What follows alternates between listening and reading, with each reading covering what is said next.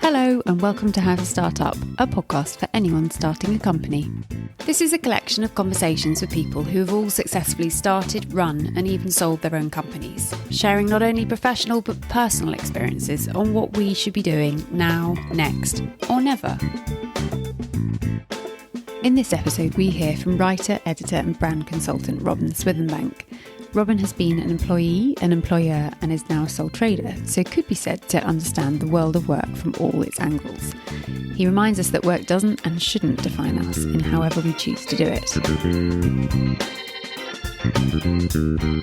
Hi Robin, thank you so much for joining How to Start Up today. It would be great if you could give a brief introduction as to who you are and what it is you do. Well, hi Juliet, thank you for inviting me on your podcast. My name is Robin Swithinbank. So I am currently a writer, a journalist, an editor, a consultant.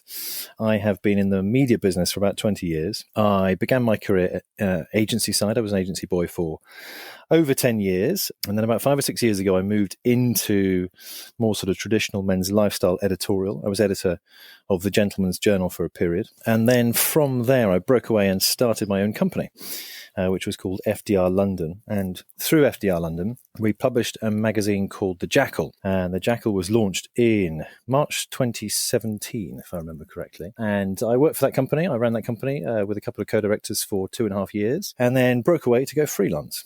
So I'm currently a freelance writer, editor, journalist, consultant, working as a sole trader. So you've been PAYE, you've been a business owner and a sole trader. Yes. Is that a full set? Is that like the perfect hat trick in football? I think it is. Left foot, right foot header. And you're the only guest to have done all three, so I was wondering if you could provide a bit of perspective on the differences between them. Well, yes, they are all obviously very different. And I started my career PAYE and very much enjoyed being in someone else's employ because I had a very good boss. In fact, bosses. It was a small agency with 4 directors, all of whom were hugely experienced and also hugely nice men who mentored me and taught me a huge amount it ended up being 10, 12 years. But I learned a lot very quickly from them when I started my career and thoroughly enjoyed working there. Obviously, PAYE comes with all sorts of securities. No job is entirely secure. Of course, you can lose your job. Your company you work for might go bust. All sorts of things could go wrong. But ultimately, the paycheck that lands in your bank account at the end of the month is, in theory, regular. And things like tax are taken care of.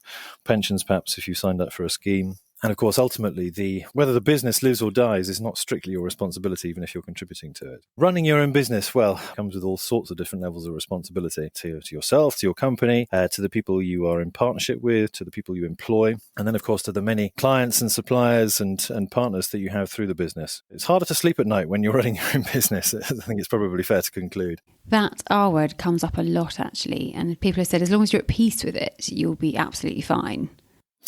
Yeah, and I think it was a really interesting experiment for me to see whether I enjoyed that responsibility or not. I mean, I suppose to sort of complete the trio, I'm a sole trader now, and I'm obviously responsible again to myself, and I'm putting a roof over my family's head and so on. But I work with a vast number of newspapers, magazines, brands. The responsibility dynamic is alive and well, and I very much enjoy that. But I think the responsibility dynamic is much stronger when you're running your own business because, or particularly if you're employing people, because you know that ultimately the energies that you put in, the efforts you put in, and the successes that you have a direct impact on those people who are relying on you to pump some money into their bank account every month. Overall, I think I did enjoy it, but I decided ultimately that the responsibility was probably greater than I was prepared to take on relative to the other things I wanted to achieve in my life and the priorities that I had. Do you feel now that as you're a sole trader, you have more control over your day-to-day and your workload and how you run your business? To be perfectly frank, yes. I think when you're in partnership with directors, fellow directors, then you have to daily recognise that there is the potential for conflict, just as there is the potential for alchemy. And you sort of walk a fairly fine line between those two on a daily basis. So obviously you go into business with people with whom you hope you will have minimal conflict and with whom you will have maximum alchemy. And I think, without giving too much away, because I have a huge amount of respect for those people I was in business with, and one of whom I actually still work quite closely with in an independent capacity. We ended up walking the line of conflict more often than we walk the line of alchemy. And I'm a people person, I'm a relationships person, I'm green on the colour wheel, and I started to find that very stressful. And that wasn't necessarily because anybody was right or wrong. Obviously, we had our views on whether we were right or wrong on certain matters, but it was often because we were just very different people. And sometimes it was because we did have different values. And these are really fascinating things to work through. And I enjoyed hugely, actually, the process of working with a coach, a professional sort of executive coach who came and helped us try to establish who we were and how we could work best together. I found all that absolutely fascinating. And I must say, one of the great things about that responsibility dynamic is that you learn an awful lot about yourself. And there were things that were revealed to me about myself which I hadn't expected, and which I'm better off for knowing now. And what was the best piece of advice that you were offered when you first started? That's a good question. Be careful. Maybe I should rephrase it to say, what piece of advice would you offer others now if they're starting? Well, I mean, in a sense, be careful is a very good piece of advice. I think one of the symptoms of being entrepreneurial is that you want to achieve things, and often in a hurry. That's so funny. Someone said that to me today, that you're very impatient, and I was like, yeah. And entrepreneurs have to be impatient, because if they weren't, then nothing would ever get done. This is why economies need wonderful entrepreneurs, because otherwise they stagnate and die. So the entrepreneurial spirit is a wonderful, wonderful thing, but it often needs tempering. I think there's a constant tension there. So the entrepreneur will always want to get things done quickly, but it's hard to take that extra breath. I remember playing golf for a guy called Jamie Donaldson. And if you're into golf, you'll know that he sunk the winning putt in the Ryder Cup, possibly 2014. And I played with him the year after. I said to him, you must have felt nerves on another level when you were standing on that first tee in front of thousands of roaring fans. And he said, well, yes, absolutely, I do. But the one thing that I've had to train myself to do in order to perform under those levels of pressure is just to slow everything right down. And I thought that was quite interesting. I mean, it obviously applies to sport. There's always a certain rush of adrenaline, and sometimes it pays just to slow down a little bit, take a breath, and try and consider what you're about to do. So it really is having that foresight and ensuring you do take that breath. And do you find as a sole trader you've really adopted that?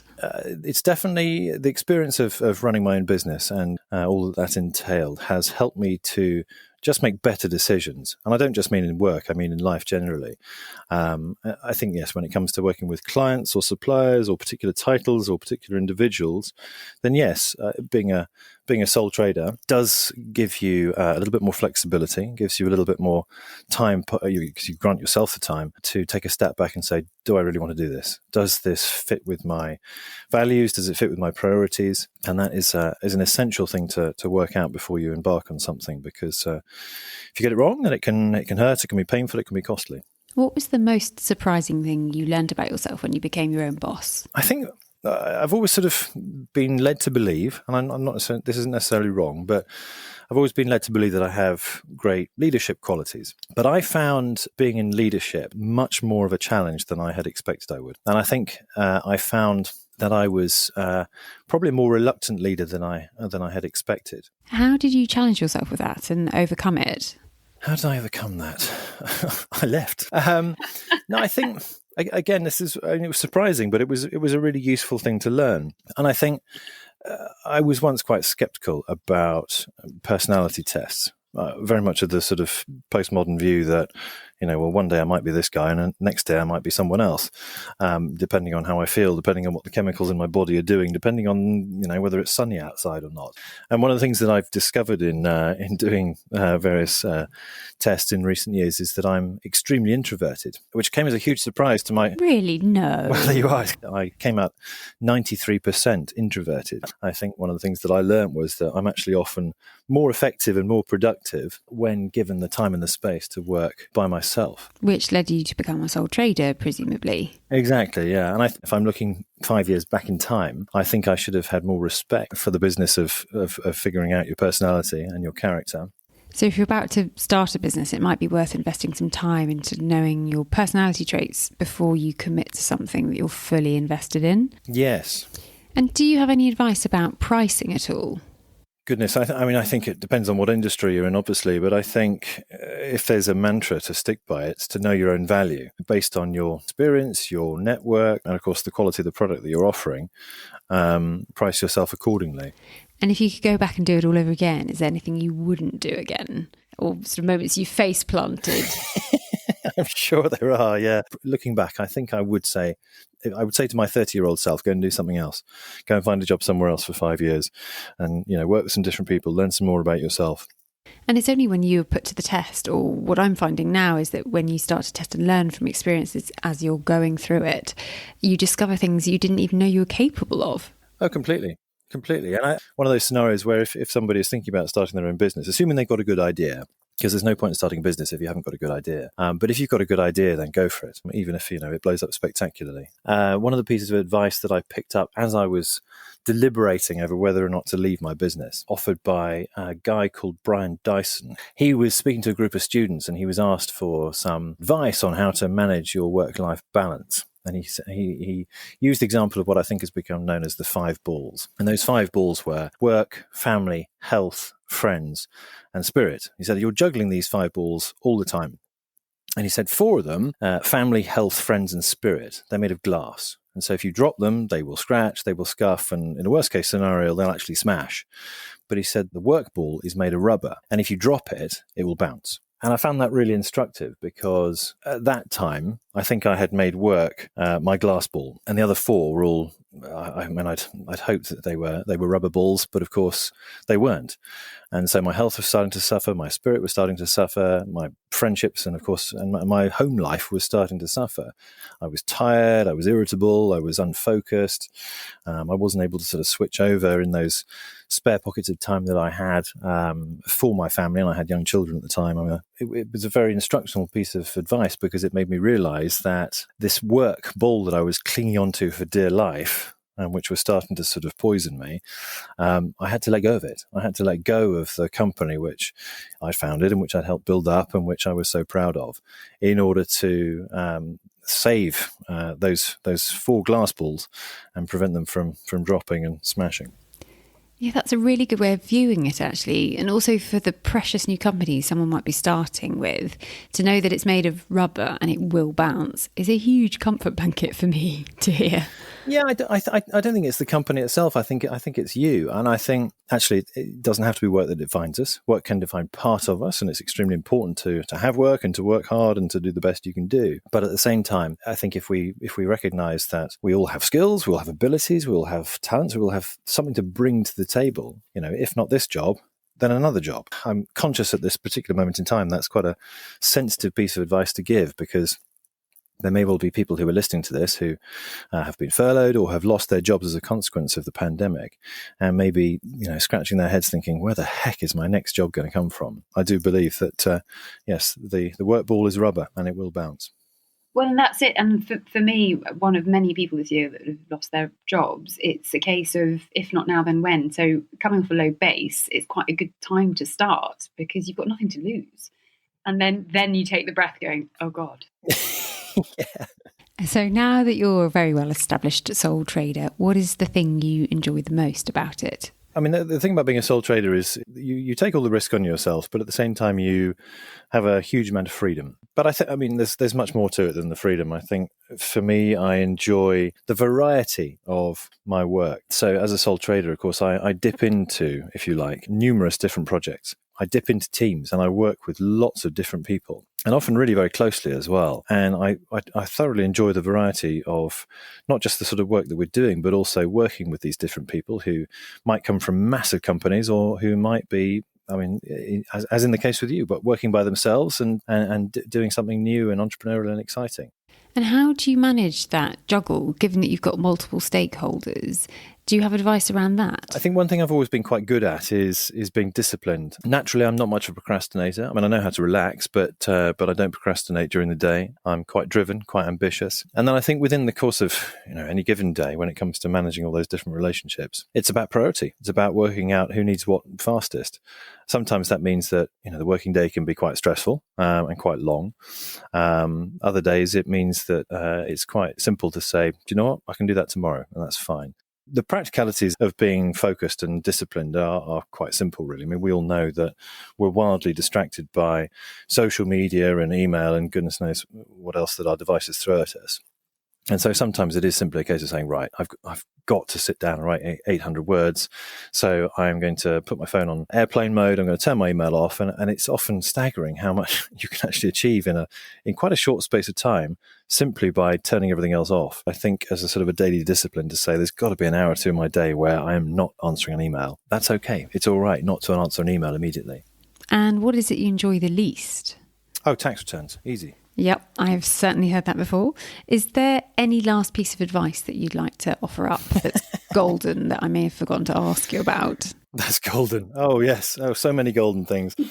I was doing some with a men's mental health charity a while ago, and I chaired a panel. And somebody put their hand up and said, how do you guys go about making decisions? And, the one or two people on the panel said some good things. And then somebody asked me directly as the panel host. Somebody said, Robin, what do you think? And I thought, okay. I sort of shared a thought that had been percolating in my mind for a little while previously and which has stayed with me since, which is this idea of a priority tree. And I think when it comes to making decisions in our work and in our families, we need to have a really clear idea of our priorities. So for me, there are 5 things in my priority tree. And I think 5 is a pretty solid number to have. If you have 10, then it becomes very complicated. If you have 3, it's probably oversimplified. So for me, at the top would be spirit. My wife would come next. So that might be your partner or your spouse or whoever. Then my family. And then below that, work. And then number 5 is social life and all the other fun stuff. And when it comes to deciding how to spend my time, I tend to make decisions through the lens of the priority tree. Fantastic. Thank you, Robin, so much. It's been really insightful and I have learned so much. Pleasure. Great to be on. Thanks, Julia. It's been instructive to hear about Robin's priority tree and how he disciplines himself to keep work at number 4 in his list of 5 important things in his life. I think when you're starting a company and juggling so many things at once, that focus is really, really helpful. If you'd like to get in touch with Robin, you'll find all of his contact details in the show notes, along with a recap of all the advice he has so kindly shared. Thank you for listening to How to Start Up, hosted by me, Juliet Fallowfield, founder of PR consultancy for startups Fallowfield and Mason. I hope these conversations offer you some confidence, encouragement and reassurance that you're on the right track. And if you'd like to submit a question for a future guest, please head over to the SpeakPipe link in the show notes. If you've enjoyed this podcast, I'd be so appreciative if you were to rate, review and subscribe, as it will really help other people starting a company discover it.